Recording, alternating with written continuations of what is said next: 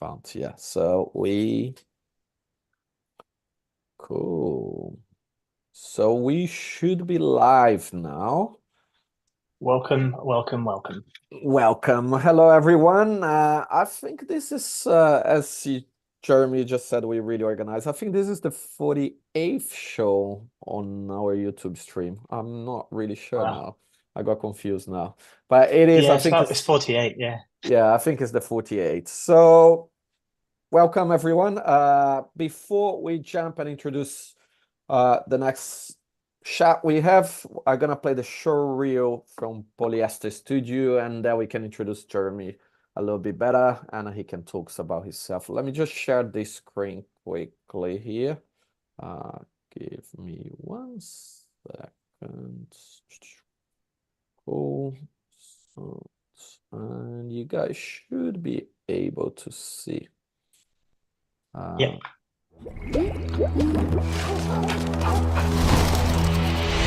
Characters aren't born, they're made in the hearts and minds of those who dream, weaving together the best of humanity, fighting against the worst we can be in the same epic battle raging in you and me. Characters breaking bounds to become larger than life, greater than our hopes, a shining light to help us all cope. From childhood imagination to adulthood fandom nation, it's the one pure thing we've held on to all our lives. You see, characters do more than entertain. They help us see the power within, help us say what we wish we could say, to rise above and conquer the everyday, showing us what it means to live and to die, to try and find a silver lining in these trying times. Characters in every shape and size, our heroes, our aspirations, our nightmares, and our condemnations, helping us understand the world and our place in it, what it means to be human, and to lead by character. Wow, it's really nice. Nice. Nice, man. Really cool. So tonight we have Jeremy, is a creative director and co-founder of Polyester Studio. Jeremy, can you introduce yourself a little bit better than me, please? Indeed. My name's Jeremy. Guess I'm a co-founder at Polyester with my late business partner Bob, and we started the studio back in January 2010, right around the same time as Cookie. And yeah, 15 years ago, I guess we've been slowly growing and expanding over the years. We're still in Toronto. We have a nice sized studio space here, and we've been focusing mostly on character-driven animation and trying to push it in a way that I don't feel our industry is totally going like in a way that encompasses a lot of the background of the science of why certain characters work and why some characters don't, why some characters will sell more products and why some characters won't. So it's been a fun experience, and it's been yeah, it's been a lovely little experience. That's nice. That's Oh, nice. Yeah, man. It's 15 wow, years. 15 years, a long time. Yeah, I was This looking is, where you guys started. Um, Does yeah, it feel feel like 15 2010. 15 years? years? No, it doesn't, because you've forgotten the first 10 years already. It's like by the time you get to our age, you're like, fuck it, I don't remember what I was doing in my 30s. So I remember Wow. like 2010 and being all like, like you got like a little sparkle in your eye and everything's like, wow, I want to make nice stuff. And then it's like, now you're in 2024. It's like, fuck this. yeah, yeah, like at the time, remember, oh, you guys worked at Mainframe and all the studios back then, like Shiloh and National and Stardust that aren't here anymore, and just how everything seemed possible. Mm. Yeah, it's Well, yeah, true. it was such a new industry, wasn't it, back then? So everything's like the sky is the limit, really. You know, it's kind of Yeah, yeah, everything was like new and fresh. I mean, don't get me wrong, Mhm. it's still a relatively young industry, and the stuff that's coming out from some of the studios nowadays is like mind-boggling. Like, there's no way you could do some of the stuff that's been done now. Like 10 years ago, would have required like supercomputers. yeah, Uh, it's crazy how far we've come with cell animation, with Blender now. Like you can't even tell what's 2D, 3D anymore. Everything is blended together. So yeah, Mm. that's true. That's true. Yeah, It is crazy. I think 10 years is a massive jump on the industry, you know. Yeah. It's And I almost forgot something. I got a little from my childhood. I feel appropriate to wear my Blue Jays jacket. No way. Oh, that's awesome. Way from back in the day. This is from like '98, I would say, something like that. Oh, Wow. they had a good team back then. Yeah, I mean they were winning the World Series back then. They won a couple in a row, from what I remember. Yep, back in, what was it, 93, 94, I think, 92, 93. Yeah, like 90. the company my dad used to work for had a head office in Toronto, so we used to go over quite a bit. And they bought us this jacket, but unfortunately, it didn't fit me at the time. So it took me like another 25 plus years before I could wear it. It's an excuse to have more dessert, kind of fill out the jacket eventually. Yeah, That's they were just nice. planning ahead. That's all, Jeremy, I want to ask you a question. I've been digging a little bit the internet and looking, your past a little bit. Nothing creep, don't worry. Uh-oh. Tapping But phones as well. so before you start the studio, your background is more designer background, right?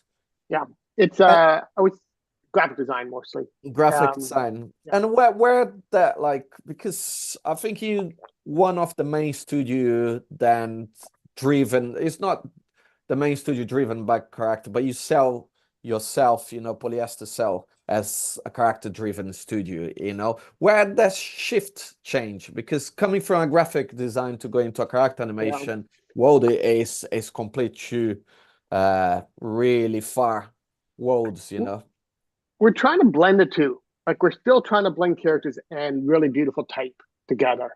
And I don't think like every now and again you'll see like Oddfellows do a really nice piece, or you might see Buck do a really nice piece. But it's been a challenge there's a little bit of a gap in the market and a little bit of space in our industry where if a studio can do it, and we haven't been consistently successful at combining really beautiful type animation and really beautiful character animation. Because you have beautiful type studios and you have beautiful character studios, and the two seem to be really far apart, but I don't think they should be. I think they should be brought together. And I think if somebody can do that really successfully on a consistent basis, that'd be amazing. Yeah, like it feels like such not an obvious thing, but like it lends itself, doesn't it? Like putting personality into typography it's a very much a character thing anyway. I mean, characters for characters. Totally. And but it's a very different skill set and a very different team, and I think that's why it's been very hard for people to put the two and combine them. But it's two complete different teams. Now then you need to blend them together. Yeah. And we already asked, like, so much is asked of everybody in our industry. It's crazy. Like, everyone has to know 17 programs and be a great designer, be a great animator, be a great illustrator, and you're like, holy shit. Yeah. But it's a matter of putting together teams now that can do really great type and really great characters and really great animation for both, and combining those two teams. That's cool. And you always had that passion for character. Yes, I think so. I think it goes back even just childhood to just really loving things like Looney Tunes, and really loving Roger Rabbit, and really loving like the G.I. Joe cartoons that were on TV. Yeah, I mean, Saturday morning cartoons, how could you not love those? And so it's, I guess when we were all like discovering motion design back in the mid 2000s with MK12 and whatnot, you're like, it's a small glimmer that you kind of realize you can combine what you've done in design and do what you've always loved as a kid. So it's kind of interesting, watching like Saturday morning television and what have you with you mentioned like the G.I. Joe cartoons, and also was it like UPA and what have you, where everything was animated in a way kind of done cheaply. But now that we're older, you look back at it with like rose tinted glasses, and it's got that kind of I don't know, warmness to it. So nowadays you can animate incredibly high quality stuff, but you hark back to what's in your heart, and it's like the kind of the nostalgic one. It's funny when you look back at like Transformers the movie, and how like almost most studios could be doing better work than that right now. But you need to stand on the shoulders of giants to get there, and like we needed those studios to do not bad work, but to do work at the budget that allowed them to do it back in the 80s and 90s, for us to now kind of step on them and do I better guess it work. kind of shows you also how far the technology and how has come, and also accessibility is the big thing. Yeah. You know, like teams of animators animating Transformers or what have you. Whereas now you could probably, you could do a scene on a laptop really if you wanted to, of an equivalent quality. It's crazy. And the whole talent base too. I mean, there's so many more animators out now. Like there's got to be a multiple of like 10 or 100 more artists out there working than 20 years ago. Oh yeah. Yeah, it's Easily. true, and the work coming out nowadays, the how fluid it is, the animation nowadays is crazy. But even if we're talking 2D cell, but even if you look stop motion, where we are with stop motion nowadays, is you go back in time, stop motion, used to be even worse, like really steppy, not that fluid, and nowadays you watch what coming out of the movies, it just look like proper 3D, all CGI nowadays, and it's all especially what Aardman is doing with plasticine is still, for me, is still crazy. It's you look at the old Christmas specials from like the Rudolph and whatnot, or Frosty, and then you compare it to what Leica's doing or Aardman, and it's just like it's crazy. Yeah, it is crazy. It's evolving so fast nowadays, and talking about evolving, let's touch base of the subject no one likes to talk, AI. How are you guys feeling? Because everything is moving so fast nowadays. I think you guys is still in a good, character animation is still a little bit quite ahead to the game to get on the AI, but it's kind of scary in the same time, no? Oh, for sure. I think I feel for the kids in the industry. Like at some point, they're just going to put me on an iceberg, or put us all on an iceberg and just float us out there and let it nail. But for the kids who have never had a chance to come up and spend 10, 20 years in the industry, it may not. I don't know. Time will tell. Those are, I feel for them. That really breaks my heart. And as you can tell, we've pushed it. We've tried to do entire projects with AI, and it's just not there yet. But everybody out there knows it's going there. Yeah, I mean, today is like, right now is the worst it's going to be. It's only ever going to get better. That's the scary part. Yeah. There is a hope. I do have a hope that it's going to end up like so overhyped and there's going to be an inability to create anything original with it, that we end up kind of just not really ruining the industry, but just as a small tool that just does ideation. And I hope that that's kind of all it gets used it for. But yeah, we'll see. that's why that's quite I believe in as well. I think as a tool is a great thing. It's help the process. Even like you say, you're sorry for the kids, but in the same time, we have the complete opposite. Imagine your kid then is not talented to draw, but now you can generate your imagination the way you want. Imagine like a 7 years old be able to create their own superheroes the way they want without needs the skills to draw. So I think there is the balance there. I think if we all cautions and use as a tool more than get rid of people, and I think that there is quite potential to help. Thiago's hentai comic career is going to explode. I mean, you can't do hentai yet, James. We're all hoping and relying on the greater good of civilization to use AI in a beneficial way. And it depends on how you view humanity, I guess, depends on how you view AI. Because if you think we're all going to use it for good, then, and meanwhile, I'm like, oh, I don't know. I'm pretty skeptical that we're going to go. So. Yeah. It'd be interesting. It's moving fast. I saw a clip the other day of an AI generated animation where it was like a swooping scene going into the streets of I think it was like Tokyo or somewhere in Asia, and it had like people walking down the street, but all the scale was off. Everything was slightly off kilter, but to generate that out of nothing, it was still kind of amazing. Yeah. And like I was saying, like today, right now is the worst it's going to be. It's only ever going to progress. So I think it'll be interesting, like to see where it goes and how the creative community will use it and use it as a creative tool. I think that's where the interesting part parties, like with when we talked to Simon Robson last month, the way he was using it with nodes and giving it some kind of ownership. I think that's the interesting side. Yeah, in a best case scenario, hopefully that's kind of what happens. I kind of feel that that's the side that will make you stand out with with the darker side of humanity just generating whatever. You can still have that creative ownership or something along those lines. I think, yeah, there's something to that. There's a glimmer of hope. We're all crossing our fingers, James. Yeah. Well, not if you generate it in AI because it can't do hands. No, it can't. We've gotten a few Cross my jobs from stubs. agencies where we have to Photoshop the extra fingers and arms. So that's good. So how is the industry in Canada at the moment, man? it's an interesting market because you have a lot of people that want to come up here, but the studios here, especially in the last few years, have gotten phenomenal. Like you have Vuko just launched. We have a studio called Worship that does phenomenal stuff with type animation, Nick and Raph. You obviously have Tendril, like the big boys. But most of these studios don't do work in Canada. They're working internationally. Mm-hmm. And then you have I Am Static, you got Tantrum, you got a few other studios that are nice middle sized with our size shops. And then there's a small army of small 2-man shops, and then there's a whole thing going on in Quebec. You got Giant Ant in Vancouver. It's a very crowded market right now, but it's crowded all over the world.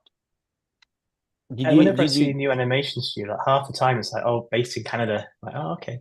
But you just kind of still get quite a lot of like tax breaks in the film industry and animation. Was that kind of like long gone? Kendall was talking about it. I think you do an interactive. I mean, I know you do an interactive. We've kind of pushed it and tried to see what we could kind of get out of the government, and they're kind of like, no. We kind of got shot down pretty quickly. I mean, Ireland's got a great program, and I think the UK has some really nice stuff. But it's in Canada, if you want to do anything interactive, you can, and there's some tax money there, but you can't really do much with commercial animation. All right. Yeah. I know. Did you feel last year any, because like a lot of the studios really suffered last year with the industry, like 2023, where it was, I think for me, it was the worst year I saw in this 25 years, and the industry seems is picking up slowly than everyone expect, but we're getting a lot of freelancers as well, just like desperate, not getting enough work anymore. Did you guys saw much that happen as well? Yeah, they got killed as well. I think it's amazing at how I didn't appreciate everything up until the end of 2022. Yeah. At how easy it was to do our job up until the end of 2022. And then 2023 hit, and you're like, man, the last 14 months have been tough. For any studio owner out there, just the amount of anxiety, the amount of heartbreak, and it's been eye-opening. But it is the industry. I feel like we're now in a period of extreme highs and extreme lows. Yeah. Like we all had a really huge bump at the end of the year, it sounds like, for all the studios. And then who knows, like a bit of a quiet start to this year that things are starting to pick up now. But yeah, nobody knows. We're all on pins and needles waiting to find out, are we going to be busy this year, or is this? Do you feel there's a turning point? Like Thiago mentioned that, he feels like it's picking up a little bit. Do you feel the same in Canada as well? I mean, I guess it was kind of global rather than Canada and the UK. Everything's global now anyway. Everything is global. Yeah, I think most of our clients are across the world. I mean, we have a UK rep. It's always keeping us involved in that market. But it's I think we're all kind of waiting to see, like we're all going up and down with the same tide. The whole rising tide lifts all boats. And everyone thought they were unique and special snowflake for their studio.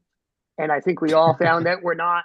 That if Cookie's suffering, we're going to be suffering. And so is Giant Ant. And so is, you know what I mean? Buck.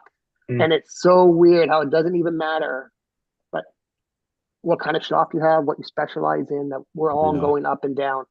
And hopefully things start going back up. The optimist in me says, it's going to be nice bounce back year, and things Yeah, will return to a new normal, whatever that happens to be. yeah, I think we adapting to get to this new normal. But it's like I think Justin, he posted on the LinkedIn and said, like if people being seeing, things progressing. It was a comment I said, after 2023, if it's gonna if we're not positive anymore this year, it's better start looking for a new job because from the last year, I don't think we, if anything else goes down from last year, we all fucked, to be honest, Man, I'm Yeah, going to be a long Mountie. term. Yeah, I'm going to be a force ranger, so maybe we can combine on that. Yeah. Sure. Can't use that in AI. No, that's the thing. You got long term, you have AI. Short term, you have high interest rates and lower marketing budgets. So fun time, fun time. And you just talk about, like being a studio owner, like living the 2023, is a hard year, and it's a subject normally not much people talking as well. How did you cope, man, with anxiety and all that kind of things? Because it was, especially heavy staff and everything, because people sometimes don't realize, they just look for the stars, all the good moments, but people don't really realize how hard it is to run the studio, how hard it is to keep the staff and everything. So how did you cope, Well, you're looking after 2023? multiple families, aren't you? Yeah, it's Yeah, heavy.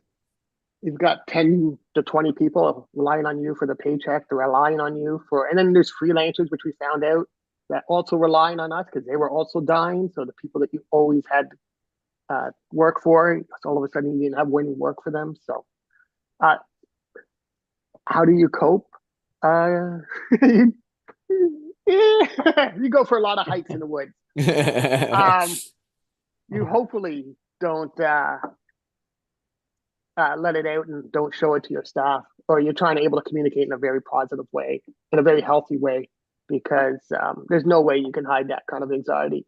And I think we've tried to keep an open dialogue with the team, and so they know what's on my plate. But if you give away too much, then you're just taking anxiety from you and putting it on them, which you also don't want to do. It's yeah, I don't know. How does a dad go home and tell his family that he's losing a job? It's just that kind of thing where you're like, it's not fun. So, Yeah, but yeah, you're trying to figure out how to balance it and try and take care of everyone as much as you can, and that's all you can do. So. that's nice. That's nice. How are you feeling? How many days a week you guys in the office? In the office, are you guys mostly hybrid? We're mostly hybrid, as in we have a couple people, but we've always had a couple people in Europe and offsite. So it's never been that weird when COVID hit. But pre-COVID, we didn't have enough space in the office. So we renovated a floor like everyone else and expanded the office. And then post-COVID, it's just like, it's me.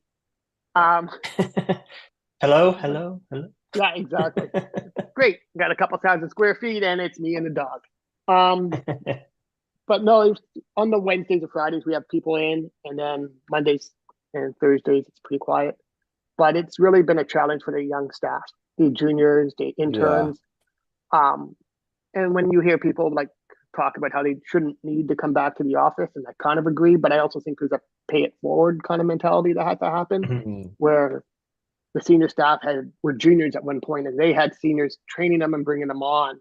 And the juniors now don't have that because the seniors are off site, and they also may not think they need to be on site. But I'm like, that is kind of how you got so much better, so much quicker, because you can look something up and spend 30 minutes trying to figure out how to do something, or you can ask the person to your left what the best plugin is. Yeah. You just learn a lot by just being around other people, like casually, but also, you'll go out to lunch and just talk a random conversation, and you'll pick something out that might be important for a project or whatever. That's that kind of stuff that you kind of miss, or you don't really get remotely if you're new and learning and all that kind of side of things.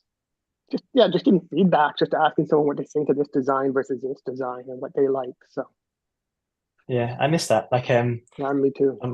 My wife and I both work at home, and my studio's on one side of the house, and her studio's just past the stairs on the other side of the house. Kind of like it's like a mirrored setup. And she gets really annoyed if I go into a room or anything. Oh, do you have a look at this? But I want her opinion. And in the end, she'll come over in a huff and give me a really rubbish, well, not a rubbish opinion, but like, oh, I don't like it. And then that'll be it and go. Yeah, that's good. It's like having a client. I wonder if she's watching the stream. We'll know in about 3 seconds when you hear a knocking. Yeah. What the fuck? Yeah, I think I don't know. It's something I'm always interested. I really like the focus on education as well, and how everyone trying to get like the young generation back. Because COVID they suffer a lot. Like we had an internship in the studio, and no one in the studio was really tough. Like you just don't learn as much. It's a hard time, especially I think nowadays most of the studios are hybrid as well. So it's really hard for an intern, like to learn, and like saying you don't have the senior all the time and people is busy. You can't jump in calls all the time, just to help an intern. So it's a really, I think, shame to see, like the young generation losing a little bit of that nowadays. What do you guys do with intern when you get interns or like a junior? Do they go on site more regularly than they would if they were more experienced, just to get that kickstart? Yeah, we're trying to walk that line. We're trying to balance out the commute in because Toronto's so damn expensive. Everyone lives like an hour and a half outside the city. So you don't want them coming in every day because it's expensive for traveling and it's a pain. But you do try to encourage them to come in as much as they can, comfortably come in, and then set up time so that they have a mentor who's here same days they come in so that they can work together with them. And so they That's always nice. have some supervision and some help so that there's not wasting the time coming in. And then we always get lunches for everyone. When anybody that comes in, we try ordering lunches to try and encourage it.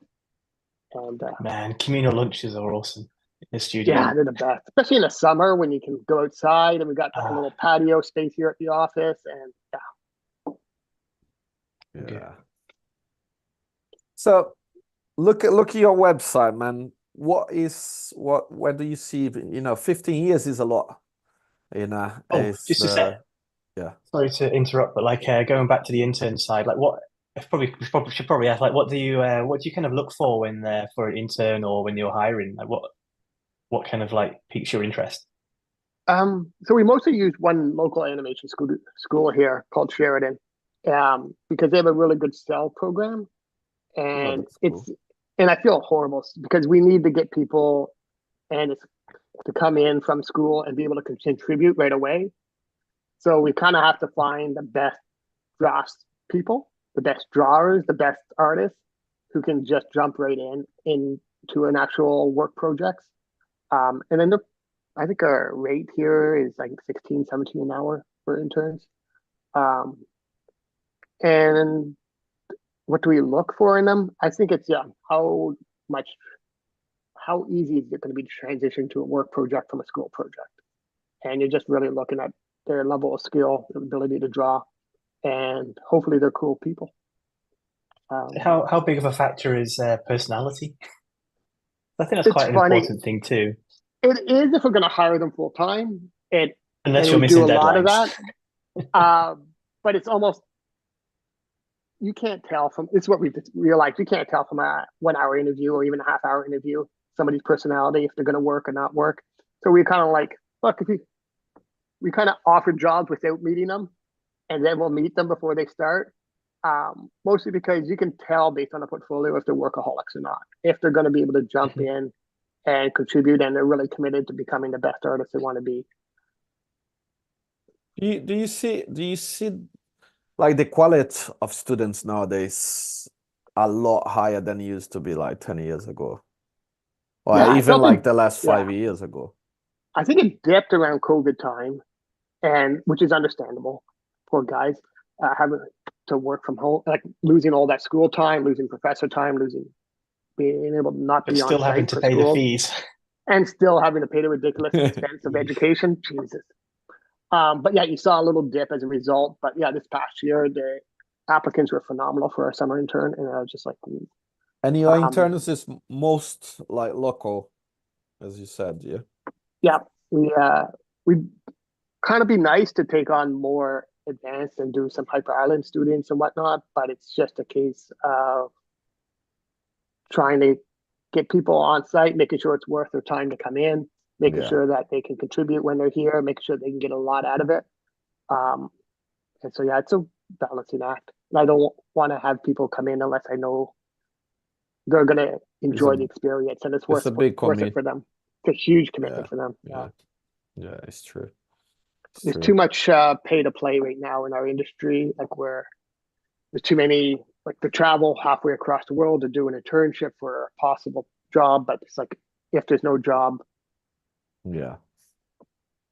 It feels like emotionally too much of a commitment too. If you've already asked someone, you know, to travel across the world to your studio, you're kind of locked in, even if it doesn't work, even if you're not a fan of the work, you know, the work isn't what it is, or they're not hitting deadlines. It's like, well, what do I do now?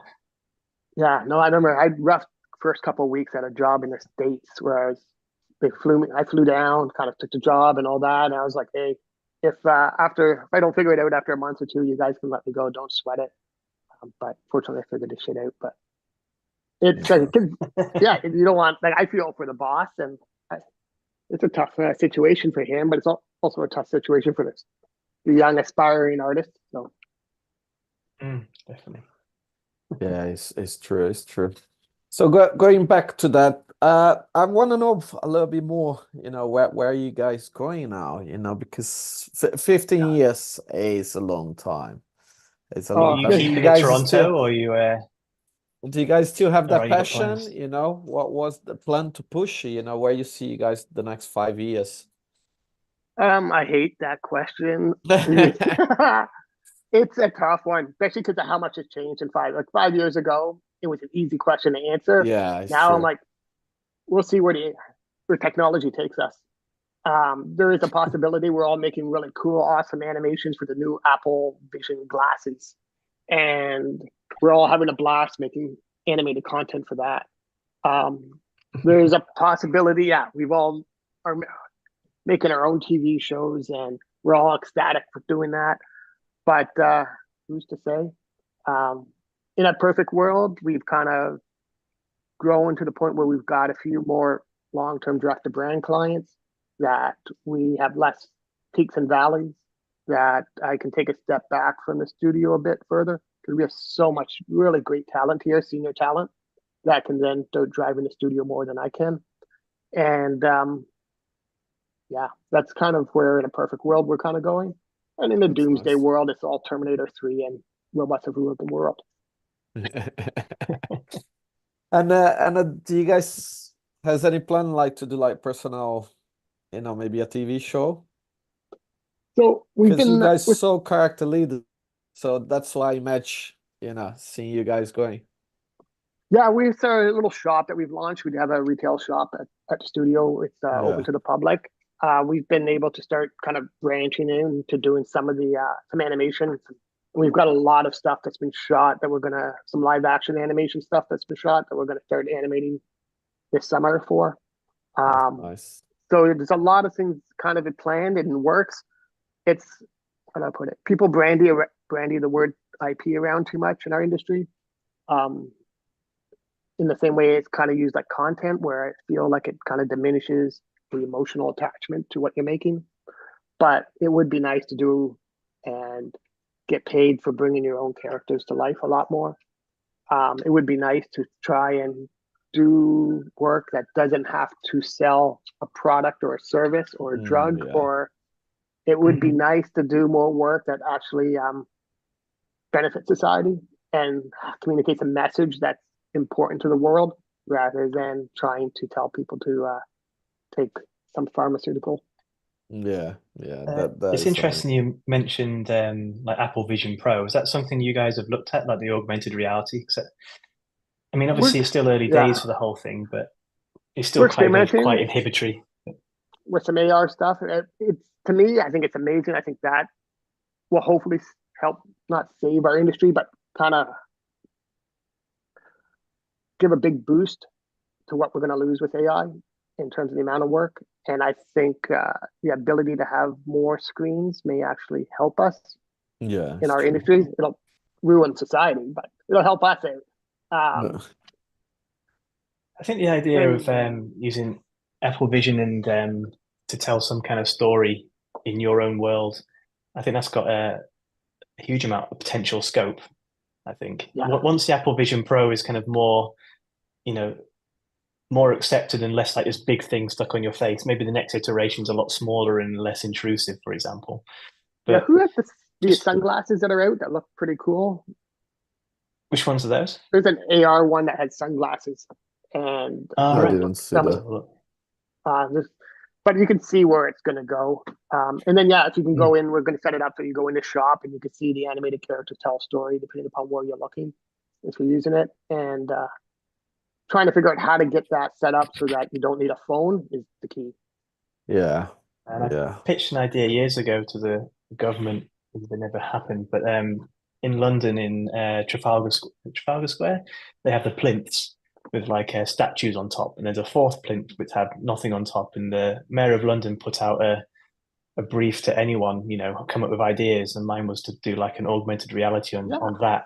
But obviously, back then, this was ages ago. It would have been with a phone. But I just like the idea of telling stories around the city, and obviously, Apple Pro, if it takes off, then that kind of makes it even more of a interesting, viable concept in a way. you're I love years stuff ahead like of your that. I think time that'd there. be quite. Why didn't they Nah, go with you, James? maybe. That sounds awesome. Probably, I don't know. Probably because I'm not as good, not good enough. I like the idea of that. I think it could be a fun thing to do. Yeah, no, for sure sounds awesome. Just doing Let a me giant check if there's sculpture. any government people watching today. Uh, Where are you guys Yeah. going, Thiago? Like with Cookie in 5 years? Have you guys oh figured man, that out? it's I Up don't know. north. It's a hard question, as you said. It You is. know, it's especially after last year. It's Mm-hmm. I'm really trying to see. I had a conversation with a lot of friends, different studio owners as well. You know, just try and pick everyone's brain because after last year, it's I think we kind of need to reinvent a little bit. You know, Yep. like you said. You know, I think there is a lot more screens than you used to have. You know, we're supposed to have more work than we used to have in the past, but it's kind of scary, you know, to see what happened last year. Compare, you know, I've been 25 years on the industry. I never saw them, and I went through two recession before that, and it was fine, you know. But like last year, I don't think anyone expected. It was just it's make really rethink a little bit, you know, like what we're doing and how suddenly things can just go from complete wrong, you know, from day to night. So I'm trying to spend a bit of time this beginning of the year and really rethinking what where to go, you know, how to try keep a little bit things a little bit more safe, a little bit more, you know, even Yeah. because it's not like I had this conversation with another studio owner and they lost a big client and they lost quite a lot of stuff last year. And it's crazy to see, but that mistake was they put all the eggs in the same basket, you know. And Yeah, it's diversifying. but nowadays it's like it's not even you can have a lot of baskets, but you know, it's just like should we diverse a little bit, you know, trying to get different like kind of a different places to work with the animation, you know, like I think that the Apple glasses is a good thing in a way for us, you know, but it is scary a little bit. I think it's a rethinking moment, to be Mm. honest, you know. Maybe as an industry, It's we like need to kind of step back and figure out where what's can you important. adapt? Why are we enjoying this? What do we really enjoy doing this? And what do we really get out of this? And then try and figure out a way to keep that going if there is no financial reward. Yeah, yeah.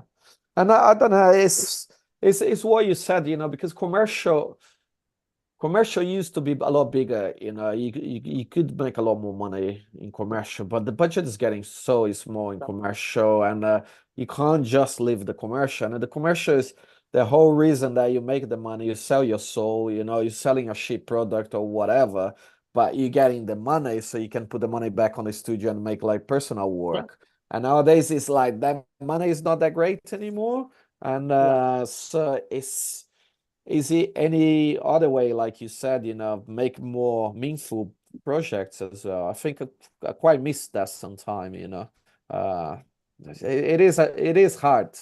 It's hard to think where the industry is going, you know. I think this year is going to be quite a big eye-opening for a lot of people and see what it's a lot of places shutting down, a lot of people getting fired. So I don't know. It's a bit The scary. good thing is, the good thing is your your asset is creativity, and creativity can be applied across a very broad spectrum. Like maybe it's not just animation, maybe it's not just 3D or augmented reality or whatever. You could apply creativity to product design or even, I was going to say, a estate agent, but maybe not. But you know, the point is you can apply creativity thinking outside the box rather than just animation and 3D and it's such a broad spectrum. I think there is like one good example is like my friends from Le Cube, you know, they open in Madrid and they have the gallery there. This is something I really like because one of my always thing I wanted to go has like a t-shirt shop, you know. I always talking there and I never really put that in place. And I made to think, I said, oh, maybe start, you know, to try and maybe develop that parallel with Cookie in the same time, you know, because you know, either way, it's something giving me the pleasure. It's no client related, you know, and I always like to say because I never considering myself an artist. I'm considering myself more, you know, like a design. You know, trying to. I need a brief. I need a problem to solve. I'm not someone that just inside like a studio painting and waiting someone to buy. So that maybe is a way to get back to, you know, more artistic way as well, doing the t-shirts, you know, and people buy if they do like or they not. So it's, I don't know, it's just been like a lot of things going through, you know, especially after last Man, year. you can go back to your roots. You can do like you know, like a gallery slash sushi joint steakhouse. Just saying. Yeah. I don't know, man. It is. I think this year is gonna be a year to see where things go. You know, I think we're gonna see a lot of change. In some ways, like once you get rid of the anxiety side, it's kind of exciting. Like change is always good in some. It is exciting. It is exciting. I think 2024 is exciting year. You know, I think we hit hard the wall last year. You know, I think, and I also it gives you need to innovating. You know, you need to recreating yourself. You know, to standing out nowadays. You know, especially I think with Instagram, all that kind. You know, it's so much good work out there. It's so much good work out there nowadays. It's amazing to see, but at the same time makes really hard, you know, for everyone who wanna pop up there and do something. It's ruins why you're making the work in the first place almost. Like, are you making it because you enjoy the work, because the work has value and connects to people? Or are you making it because it gets a certain number of likes? Are you making it because since that was where I could never really get into NFTs, because to me, NFTs weren't about how well it connected to people, but how much it improved in value. Yeah. And it became too monetarily driven. And I feel like, art in general and creativity in general seems to be going in a weird way right now, where it's all about trying to get attention and it's all money. about attention, yeah. And less about trying to make something unique and personal. And and I don't know, and it's a thing I always say, you know, like people sometimes don't like to hear that, but it's so much shit people out there as well, you know. It's Instagram world is so fake of, you know, people does amazing work when they inside their own environment doing their own thing, but as soon as you put in a real job with a real feedback, real client pressure, fuck, people just break, man. They don't build people anymore, you know. It's like freelancers, unfortunately, you know, people always say I'm too pessimist on that way, but man, I think it's so much shit out, like freelance out there, and it's hard. It's hard for a studio to keep up because you waste so much money hiring people and you need to drop people, and it just make you feel a little bit sometimes overwhelming with all the. It's Yeah, well, it costs you must have money as been well if you hire yeah. someone that's Yeah, not yeah. what they say. For smaller studios like yourself. It must like how big are you, Cookie? Diego? We just 5 now. Yeah. And you need to, if you got to do a pitch, you got to bring on more talent to do a Yeah. pitch, and that costs you money. And then who knows if that pitch is even Well, real anymore? yeah, And it's gotten totally exploitive down that avenue. it's crazy. Yeah, It's it makes crazy. you reevaluate your priorities for sure. Yeah, and Yeah. do you have a kids? So, no, I just got this giant Muppet behind me who's That's good. That's easier. Very good. Yeah. Yeah, because I have a 7 years old as well and make really rethink, like things. But in the same time, we're talking about like being more like an artist and everything. So I got back to, I stopped doing 3D for a while, I'm getting back on that because I just want to model her own drawings, and 3D print that shit. that'd be awesome. It's just a fun personal project, I That's, think, yeah, we've gotten away from that so much, just trying to make art for the sake of making art, making something cool because we want to make something cool. yeah. That's kind of how we all started as well. Yeah. But It's that's, kind of, yeah. you lose that, don't you? I think Hopefully get back to it. with all the Instagram and everything, I think everyone is losing a little bit of, going. In the past, we used to do just cool shit. Doesn't matter if it Yeah. looks cool or not. We just want to, like share that. Nowadays, it's like, look, this, that's not shit. Like it's not that cool anymore. I need People that just like endorphin. criticize. Yeah, it's just like I don't know. It's a crazy world nowadays, man. No, it's a nightmare because you're trying to, even for me, I try to start something and want to start making some sculptures. The most uncommercial thing, but in the back of your head, you're trying to figure out how can I monetize it? Because as a studio owner for Yeah. 15 years, your entire life is about how do I bring in money to pay for Yeah. that. Yeah. So it'll be a nice, whenever I retire from this industry, it'll take a couple of years to try and flush that out and just go back to making just cool shit. We And have what kind a of question cool- on YouTube. Yeah. Sorry. Go ahead. Yeah, Deli asks, because it kind of relates to what you're saying, really. Like Deli's asking, how does your new venture, Weekend Characters, work with your future plans? And is there an ideal format you've yet to work in, such as features, shorts, or documentary? Ooh. So yeah, I guess right now it's just a giant experiment. And we're going to run it for a couple of years and see how we like it and what we don't. It kind of goes back to just trying to make something that we enjoy making. Like it'd be cool to do a line of t-shirts. Let's do a line of t-shirts. It'd be cool to do, we want to try and do some vinyl figures. So let's kind of do some vinyl figures. It's just about reconnecting to what we enjoy doing because everything else is kind of a flaming, like that. This is fine Just little noise. character. Everything else is a mess out there in this world. So let's try and figure out how we can kind of do work that we enjoy making while we're trying to pay the bills. And so, yeah, where the future lies with it, we're kind of just keeping it open and not trying to put in specific goals like we're going to make a show for Netflix or whatnot. It's more about, okay, let's just keep it, as long as we keep enjoying what we're doing with it, I think that's our goal. Let's have some fun. Let's keep making stuff. And wherever it goes, it goes. That's nice. Yeah, and how you keep the team motivated, man?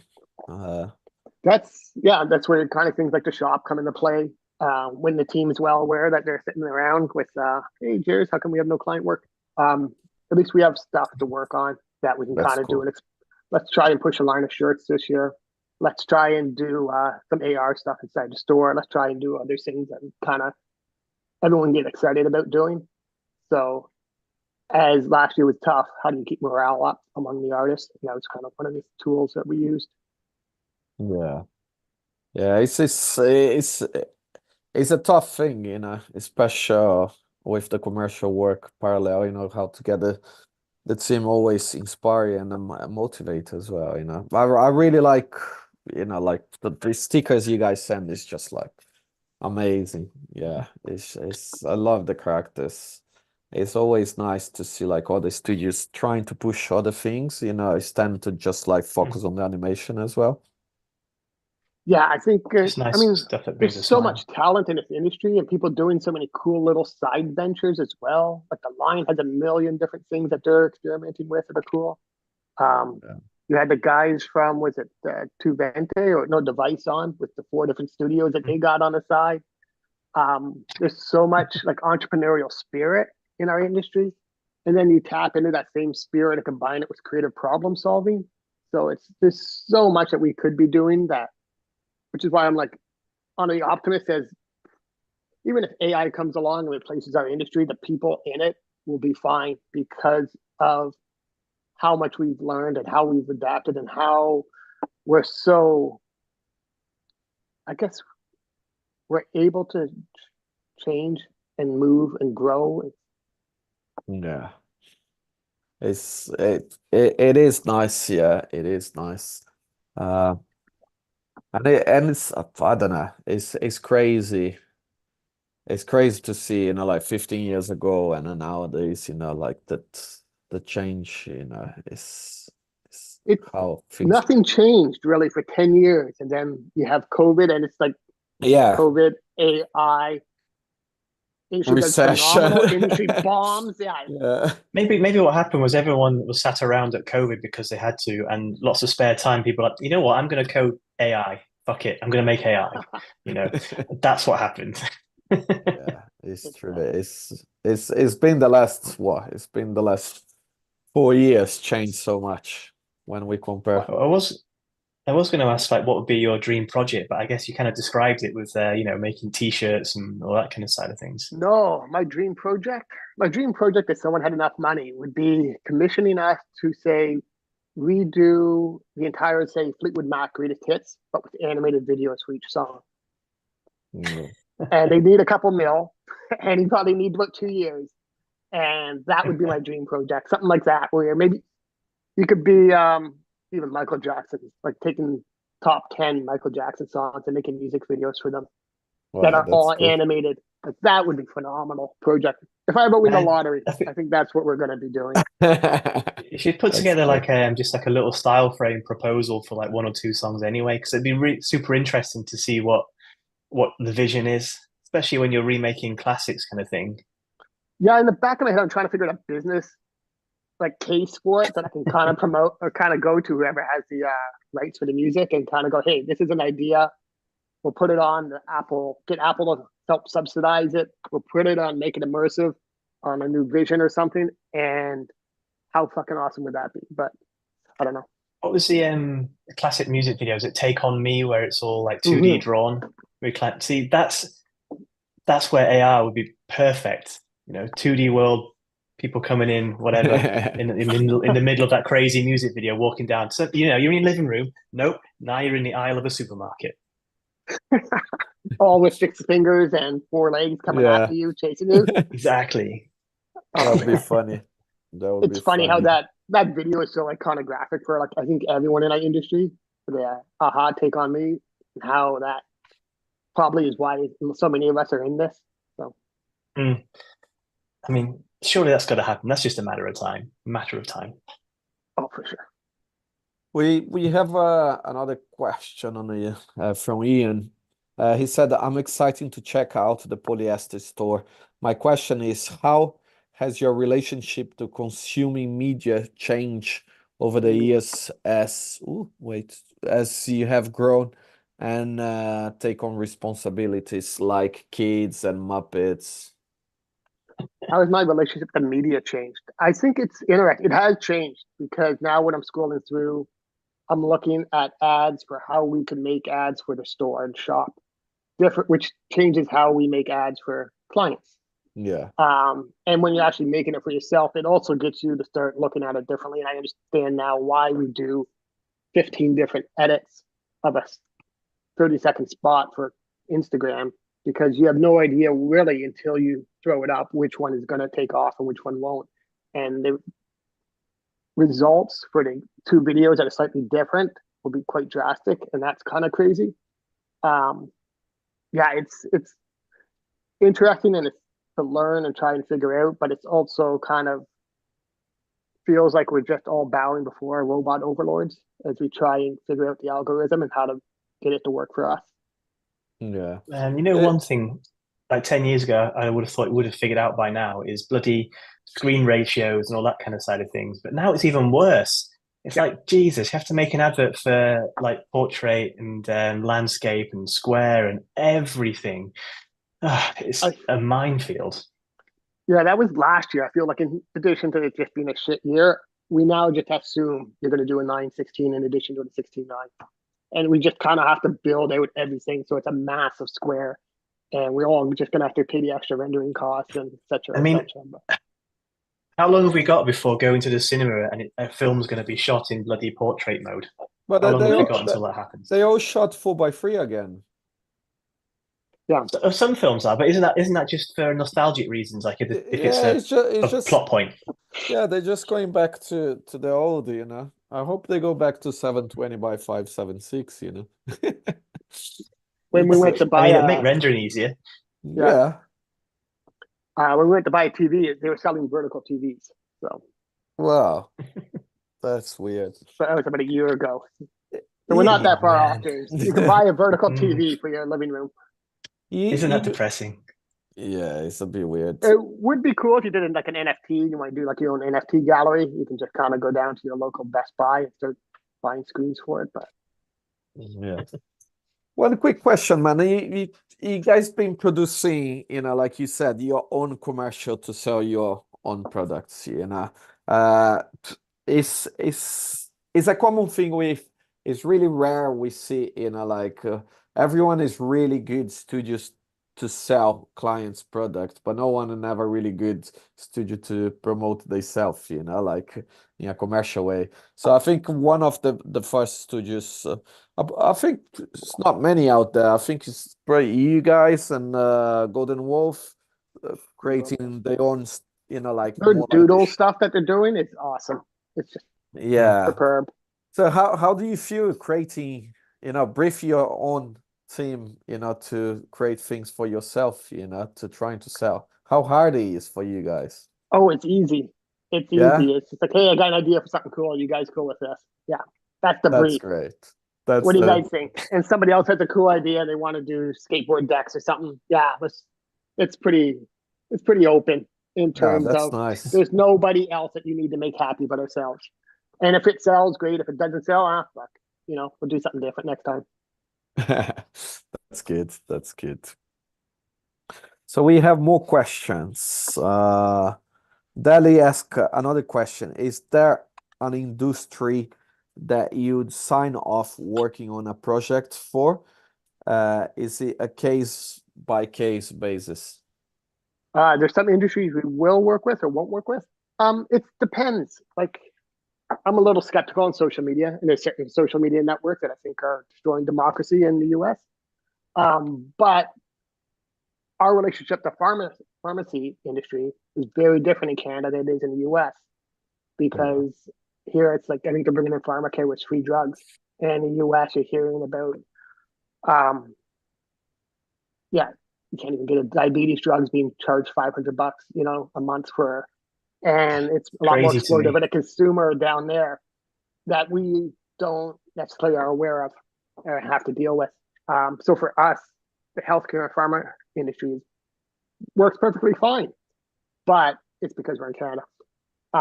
We probably would feel differently in the US in the same way that, I would feel really skeptical about doing anything for any cigarette companies. It's always once a year a cigarette company comes to us, and I'm like, really? Yeah. It's not that bad yet. I haven't sold my soul yet. So. Yeah, it is hard. It is hard. We used to do a little bit of camo, and in the past we used to do quite a lot of work, and I'm really against cigarettes. And I stopped the studio doing like for years. Last year was so shit. Then we got some Rizzler, and I said, all right, we need to sell the Rizzler's just paper. It's fine, man. It's fine. It's just paper, yeah. It's after last year, I'm like, I have a whole new sympathy and for people that have to pay their bills. And I think that before last year, you didn't necessarily have to pay your bills. There were more than enough projects and clients And then, yeah, fuck, who knows what happened last year, but it's things have changed. So yeah, if you need to do work for some evil corporation to pay your staff, yeah, by all means, I don't hold it against you. Yeah, And I find yeah. it crazy whenever I go to the States that, like in the UK and I think Europe as well, pharmaceutical advertising is banned on television and billboards. So obviously, when you go to America, it's bloody everywhere. It's just crazy. Oh, it's hilarious up here in Canada where they won't say the name or what it does. So you see a commercial on TV, but they're like beep out the name and then they beep out what it does. Oh. What's the And you're like, point? That's ridiculous. it's bizarre. It's like the most amazing and bizarre commercials. Somebody has to put together like a giant, like a best of, and just show it to Americans and try Do and they figure out have? what the drug is. They should have like Whoa. alternative names. I remember years ago, I was watching a film when I was a kid in America, and obviously they censored out all the swearing, but instead of swearing, they would have an alternative word, like it would say "mother lover," and it was awesome. They should No, do these ones something are like just they. beep. It's better than Like, way better than a beat, but they oh, it should do would that be. with pharmaceuticals. I like to think they're swearing when they do it here. So, Like it'd be That's great to fun. do it with pharmaceuticals. So you've got this basically an alternative dictionary of all these drugs. or they just make up a really cool drug name. Like it's instead of What saying like Viagra, I it's don't know, Cosmic Crisp or something. And hyper chalk. yeah, exactly. That's good. That's good. Guys, we're getting to an hour show. So let's get the last couple questions for Jeremy and so it's been really good. We have always a 5 minute from Ian, a 5 minutes montage of happy people ending with "Ask your doctor." He said it's not a question, it's just a comment. So, man, Did Dennis got another question? Did we ask that one? I can't remember. no, I asked that one. I think I asked that one. Yeah, yeah, yeah. Do you have your last questions, Jamie? You want to ask anything? What are you doing for lunch? It's a Uh, Okay, vegetable sandwich. nice. If polyester was on Tinder The trying to Tinder date, question. we have to ask a Tinder question. Oh, How of would you course. describe yourself to to be a catch? So thinking about this, I would probably say that we're kind of like the Paul Rudd of animation studios in that we've been around for about forever. We still look young. We're far more versatile. We're far more accomplished than you realize, but we're also that fun-loving, easy to get along with studio that you enjoy hanging out with and that you kind of want to just go hang out with and have a good time with. We can Well, see you're really I would fond of swipe right. this. Is that right? And that meant a nice way to end as well. If you could give advice to yourself, 15 years ago, you start the studio with the knowledge you know now. What would you say to yourself, or like for any young generation out there that want to start a studio?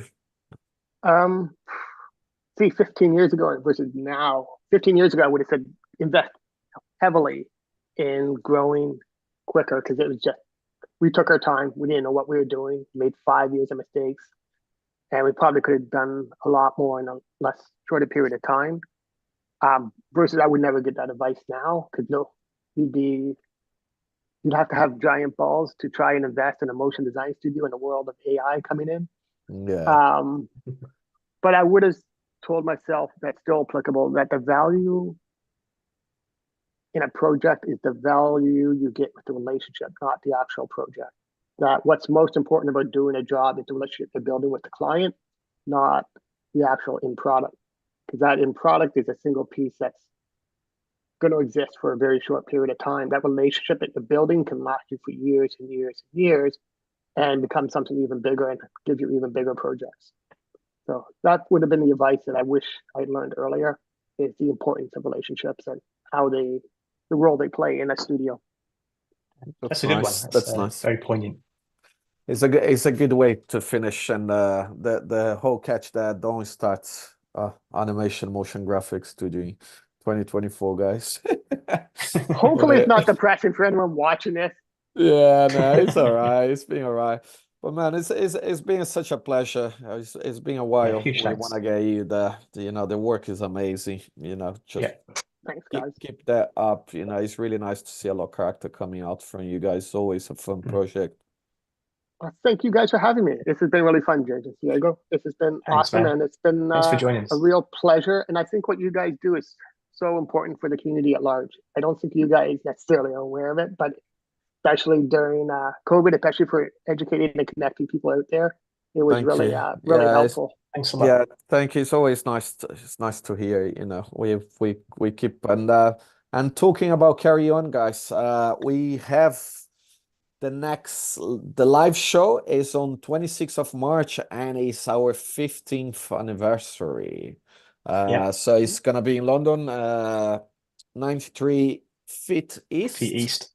26 we're gonna post tomorrow on the Instagram, but we have Buck and we have Dave Wilson.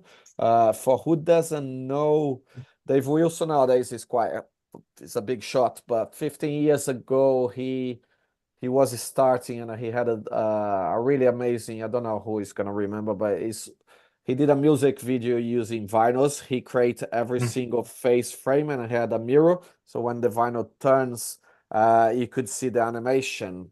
So he was our first Sino Evo speaker. So we bring him back after 15 Gonna be years. nice. It's gonna be a nice It'll be show. nice to come. Yeah, should be good fun. Like it's gonna be nice just to do a retrospective, like seeing obviously from 15 years ago to now, and that whole timeline's gonna be crazy. Yeah, it's and I don't even know how long is going the YouTube live stream. We start just on COVID, so it's been what? Fuck, it's been 3 years, 2 no? years. Yeah, it's the time flies. Yeah, it's crazy. When Lambo. But so we're gonna see you guys on 26th of March live in London and in the end of where we are, March. We have the March. next YouTube. March tomorrow. Yeah. So Oof. Jeremy, thanks so much, man. It's Thank been you, a guys. pleasure. Huge thank you. Thank everyone. We see you guys soon. We keep an eye on the Instagram. We keep posting the next shows.